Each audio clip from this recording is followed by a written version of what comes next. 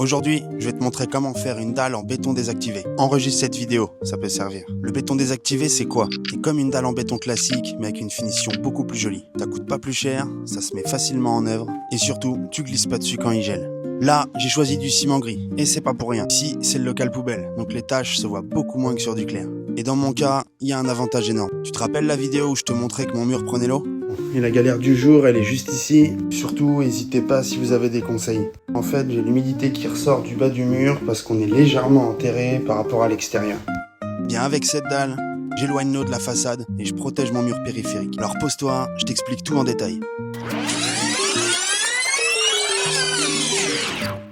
Et on débute l'ouvrage en créant des nus, c'est-à-dire la surface qui va recevoir mes pavés. Et ça me servira aussi de guide pour tirer ma dalle. Le rang du milieu, c'est le point bas, avec une pente d'1 centimètre au mètre. Et on crée 2 petites diagonales en haut pour faire un peu comme un bac à douche. Ça, je le fais bien lisse, pour poser mes pavés sans encombre. J'aurais pu les poser sur le béton, mais je l'ai fait le lendemain à la colle à carrelage. J'ai utilisé de la colle flex, blanche, spéciale extérieure, pavé par pavé, en veillant à chaque fois à bien les aligner. Et j'enchaîne direct avec le béton. Le dosage, c'est 30 pelles de sable pour un sac de ciment. Et c'est primordial d'utiliser le même dosage à chaque fois. Pourquoi?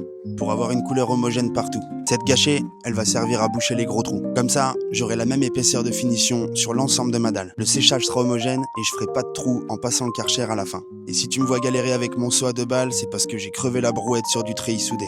Ouais, je sais, pas de bol. Je te l'ai pas dit, mais pour que ma dalle soit bien étanche, je rajoute quelques gouttes de lait de bouc dans mon mélange. Et j'enchaîne directement avec les joints des pavés. Et j'utilise un produit spécifique joint large, de la même couleur que les pavés. Et une fois que c'est fait, je peux couler mon béton. Et on garde le même dosage. 30 pelles de sable, un sac de ciment. Quelques gouttes de lait de bouc pour veiller à l'étanchéité. Directement, j'asperge mon désactivant sur le béton. Ça permettra de supprimer la laitance sur le dessus de la dalle, laisser apparaître les graviers et le sable qui la composent. Après 12 heures de séchage, un petit coup de Karcher, et enfin, on révèle le motif. C'est ultra satisfaisant parce qu'en 5 minutes, tu vois le résultat. Ça t'a plu? Alors abonne-toi pour la prochaine vidéo.